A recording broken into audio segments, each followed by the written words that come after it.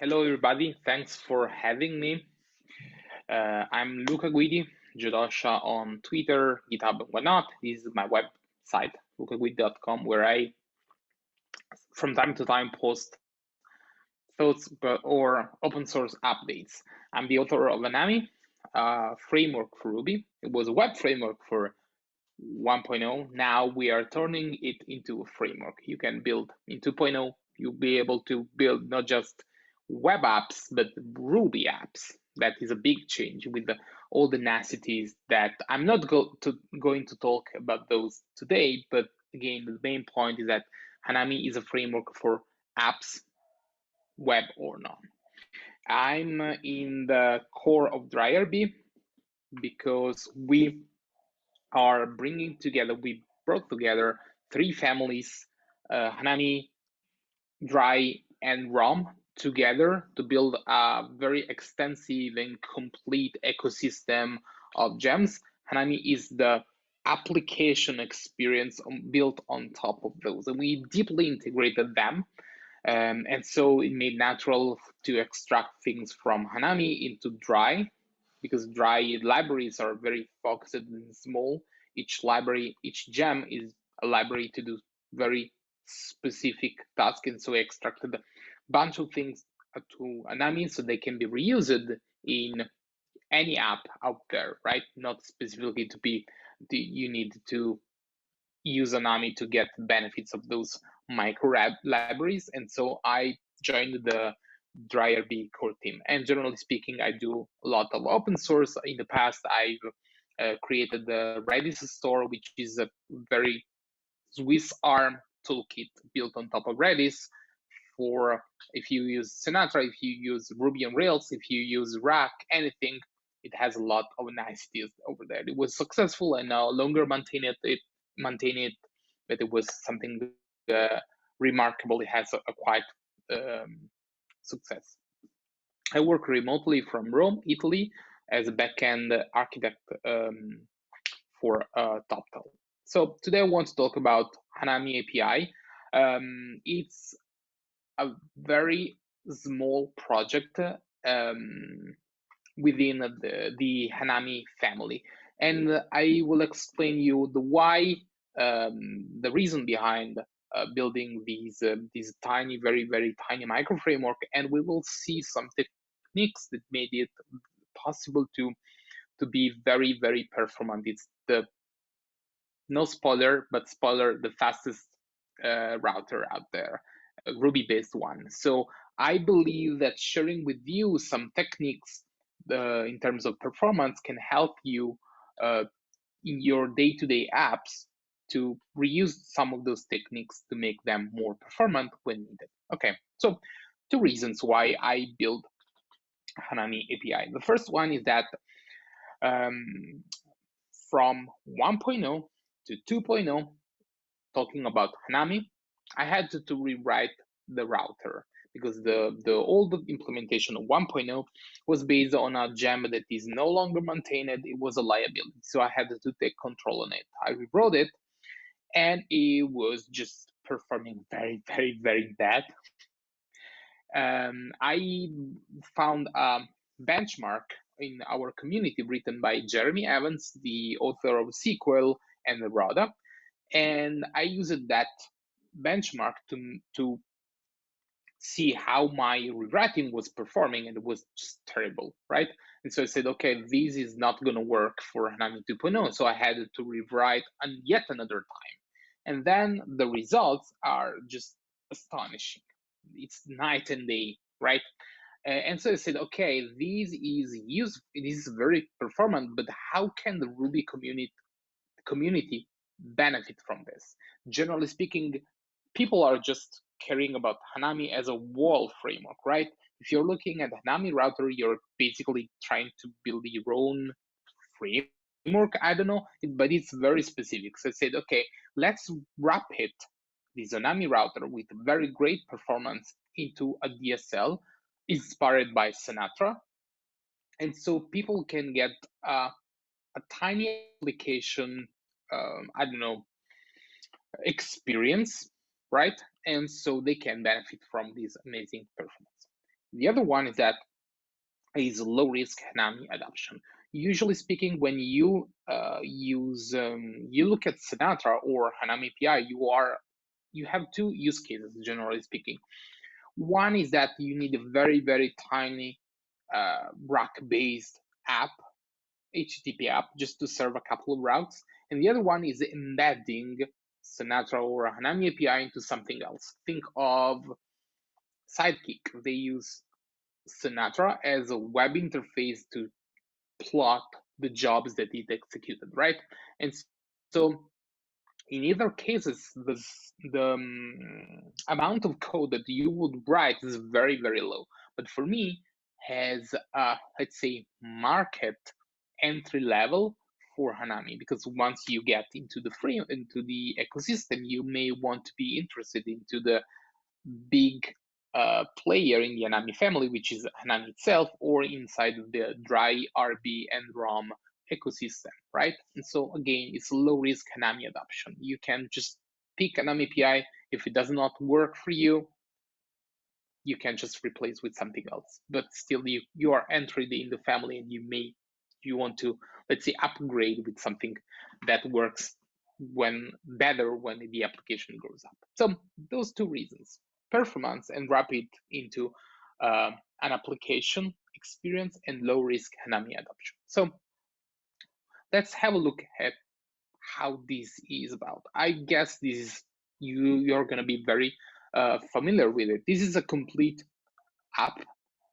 The gem Hanami API provides just one object, which is a superclass for you. It's Hanami API, and it's a superclass. You inherit from it, and you get the DSL that I was talking about, and it's provided by the Hanami router. So you can, without spending too much time on the syntax, you can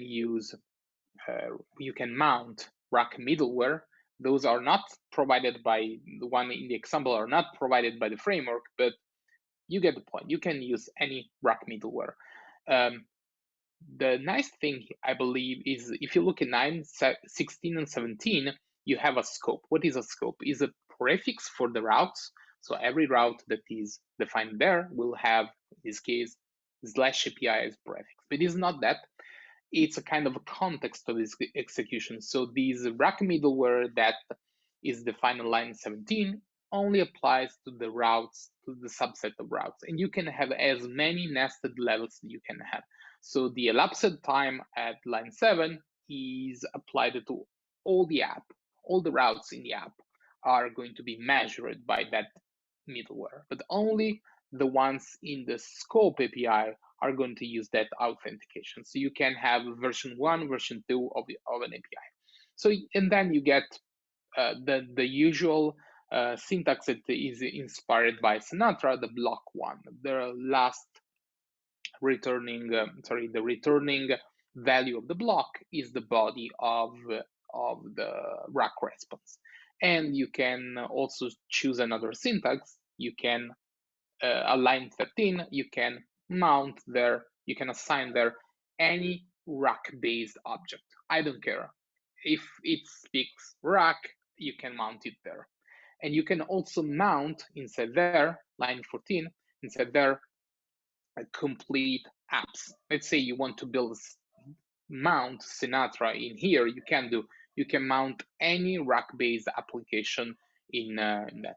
So once you inherit from this Hanami API object, class, you have an object that you can instantiate and pass to config.ru, which is the one that you use for rack-based servers, and you can take the same object and run unit tests and integration tests on it. So usual Hanami philosophy: you get a gem, you install a gem, you get an object, and the object is central, so it gives you control on the testability of it. So it offers, the Hanami API offers a lot of features: params, status, and headers, which is bare minimum, streamed body, halting, that means stopping the execution to return an HTTP response, redirect, JSON rendering, scopes, mounted apps, rack middleware, custom helpers, and very soon dependency injection. Everything in a very small footprint of code base. Between Hanami router and Hanami API, they are, I believe, less than 1,000 lines of code, and I'm very, very verbose when I write Ruby code. So that's very it in terms of the reasons behind the project and what it can do. Very simple game, very simple use case, and very simple set of features. Now let's talk about the performance, right? Why I believe it's worth it to have a look at Hanami API. So I mentioned before the benchmark that I found, the one that Jeremy Evans wrote, right? And I compared again over the time when I did all the improvements. I compared the new version that is now released and it powers Hanami API with other Ruby frameworks. So this benchmark test measures two things. One is the memory consumption and the other one is the time of execution. So this is the memory benchmark. So the script that he wrote to benchmark all the frameworks, it creates for each framework an app with 10,000 routes. And for this specific benchmark, it just boots that application and measures how many megabytes it occupies. Of course, less memory footprint, the better. So the better performing frameworks are on the left of this slide. So Rhoda takes 47 megabytes, Hanami API 53, Sinatra 125, and Rails 43. So this is just booting an app with 10,000 routes, right? Okay, doing nothing, just that. Then the other benchmark is the runtime. You take the same app, 10,000 routes, and you hit the last one because you want to measure the worst case scenario. You hit that for 20,000 times. And you measure how much time it takes to complete. Now, there is no one error in this slide.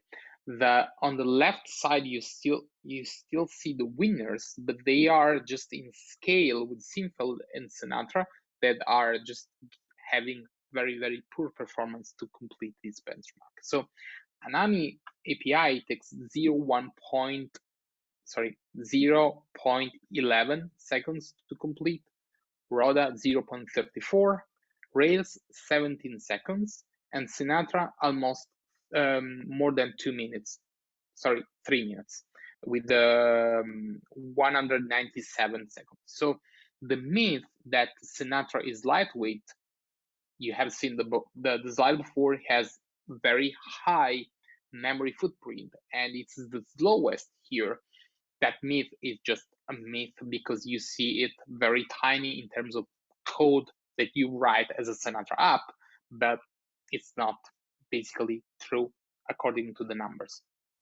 I just zoomed the previous slide just to give you the best performant frameworks there. And again, you can see even within the winners, Hanami API is, I don't know, 4 times better than Cuba, that it takes less than a little bit more than 1 second to complete. So the main takeaway of this section is that if I didn't find Jeremy Evans' benchmark, if I didn't had wanted to, let's say, compete in that space with RADA, probably Hanami I would just have stopped with the first poor performing implementation of the router, and that would have been to provide a very poor performance for Hanami users. And instead, the competition within the Ruby ecosystem is very healthy because it pushes us not just in terms of performance, but usability, ergonomics of what we provide as open source makers, very healthy because you can provide the community many options. So believing that just one way or one framework to do something is enough misses probably a point, at least in my opinion. So implementation details, right? Just on the high level, I want to share with you 5 techniques that I used to take from something that was very performing very bad into something that is the opposite of that. That means fast and with the memory footprint that is reasonable in my opinion. So before doing that, a little bit of theory.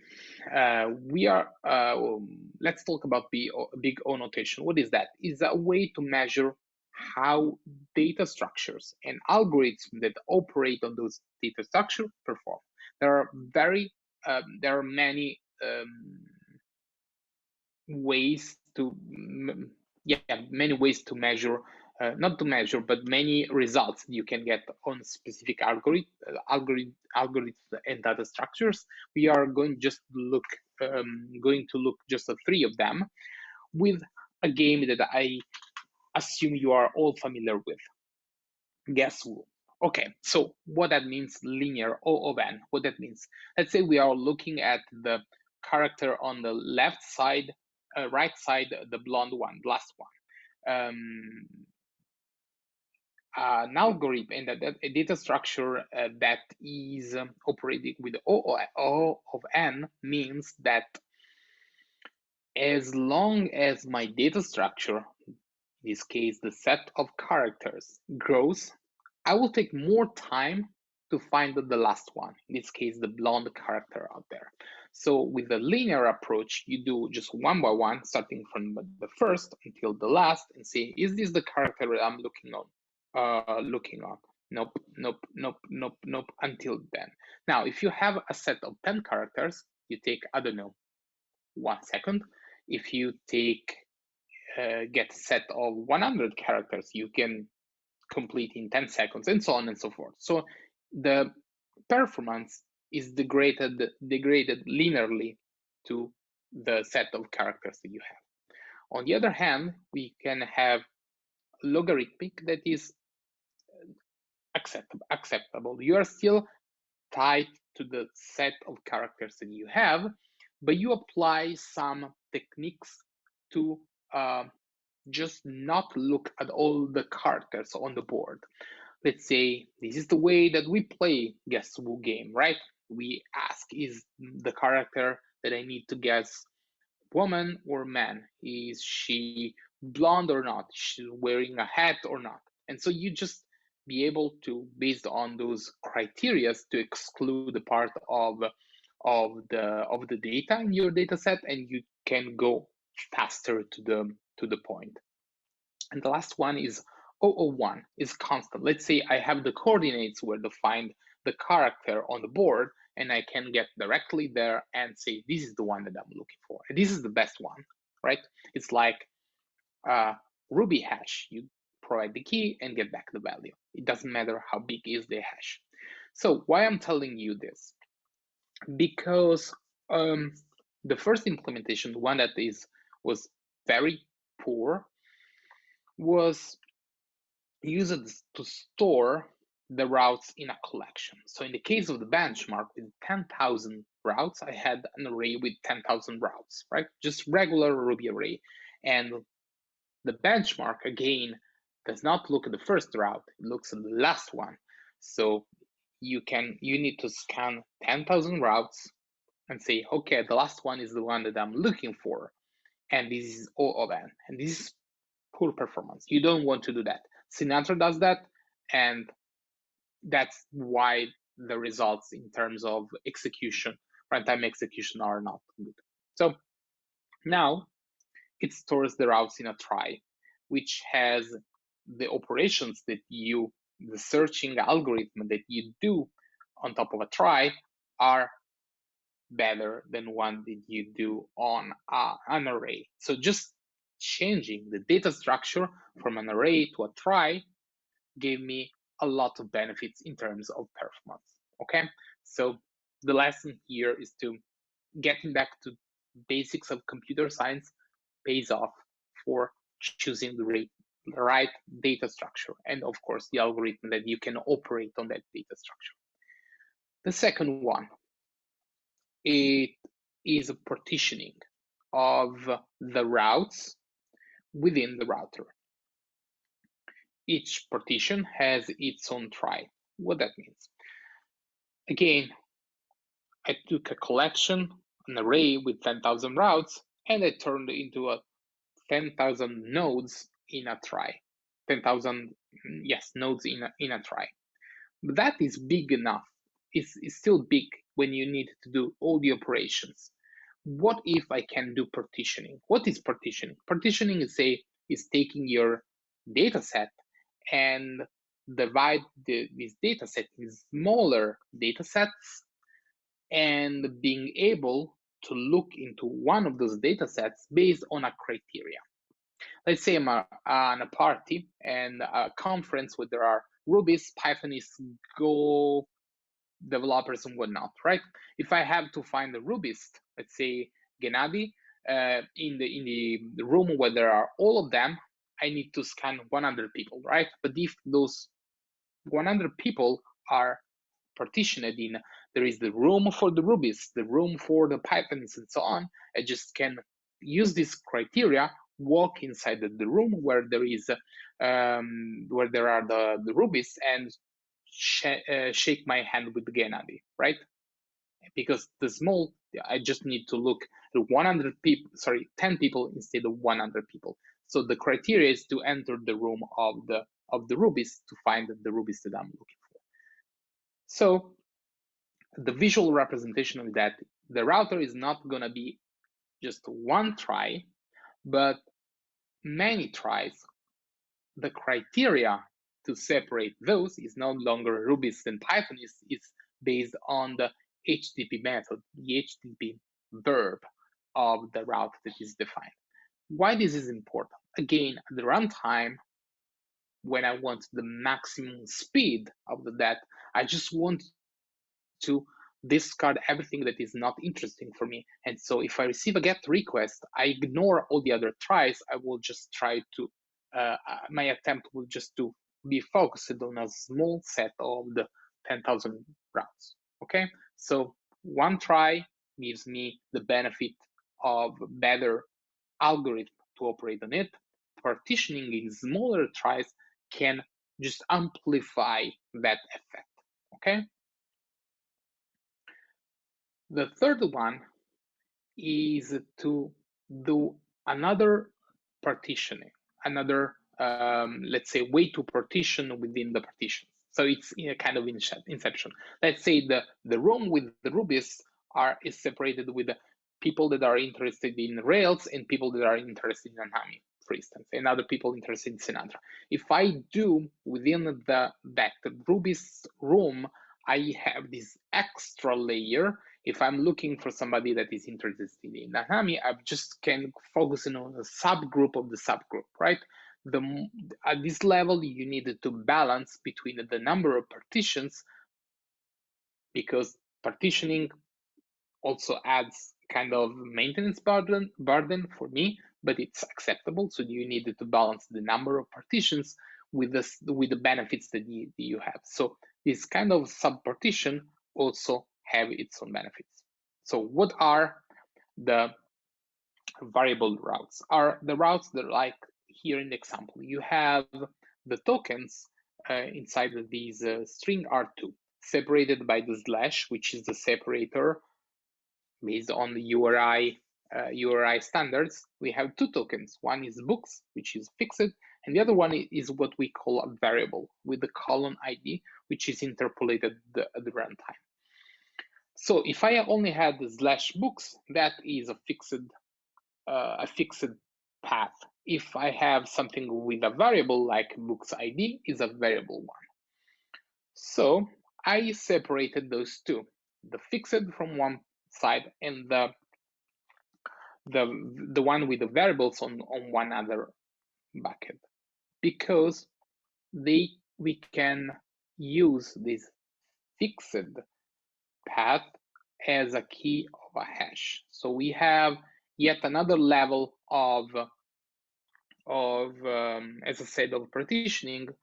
The new one is a fixed path, and if we zoom in, we have yet another level of partitioning. So a lot of partitioning, long story short, because again, this helps me to just ignore most of the routes and focus on just on a small set and try to find the match. This sounds a little bit complicated if I explain it, but I'm sure that if you see this slide with code, it's much more obvious. I have a hash with two levels. The first partition level is the get and post and put and whatnot, and the second one is the set of fixed routes. And at runtime, I just look at the request method and path info, and I get back an endpoint or not. If I get it, I will invoke it and return the response. If not, I will search into the other partitions. And why this is important? Because this is 001. That means if you have 10,000 routes and they are all fixed, or some of them are fixed, you can get, even if it's the last one, you will always get 001, constant time, a lookup time within 10,000 routes when the path is fixed, like books dashboard here. And this is great because the order doesn't matter anymore. It matters if it's fixed or not. And you can get very great results. 001 is the best that you can have when it comes to data structure and algorithms. So just to give you an example, just those three routes are put in three different buckets. And so at the runtime, I just need, according to certain criteria, just need to look at a bucket with just one element in there. That means knowing exactly where to look and provide a great response time. The fourth enhancement are microspeeds. I'm very in this case, I run a lot of benchmarks, usually speaking, when my instinct says that I should measure something. I write two different implementation of the same method, benchmark both, the one that performs better wins and gets into the gem. Okay, so my findings in this specific case is that instance variables are faster than getters. If foo is faster than unless foo nil, avoid each with object. But the main takeaway is that know your code, know your Ruby, measure it if matters, right? Here it matters because I'm writing a gem that can serve zillion of requests around the world. So each improvement here matters because it's amplified by the number of installation out there, right? It's not always worth to spend time on benchmarking, only when needed. And then you use just your judgment. And the last one is to kill your depths. The less gem you bundle, the better, and less burden for people to install all those gems and less memory footprint. So for instance, we have a Hanami utils, which is used by all the anatomy gems to provide the common utilities. I prefer to copy the code that I needed here in Hanami API rather than having it as runtime dependency. And so that helps with for instance, with the memory footprint. So 5 takeaways for the performance: data structure, partitioning, benchmark, and try to avoid many dependencies. That is the recipe that helped me to get great results. So last thing that I want to talk about, if this third rewriting was worth or not, according to the technique performance optimizations that I just explained. So again, this is the benchmark, Jeremy Evan benchmark. This is the before and after comparison. It took on before the optimization to complete the test, it took more than 2 minutes, and now just a few milliseconds. It took 7 seconds to start up if you do the math between those two numbers, and now it takes just 1 millisecond to start. Again, an app with 10,000 routes, and the memory consumption is decreased from 160 megabytes to 73. So I believe it's worth the effort to rewrite it again and apply those performance techniques.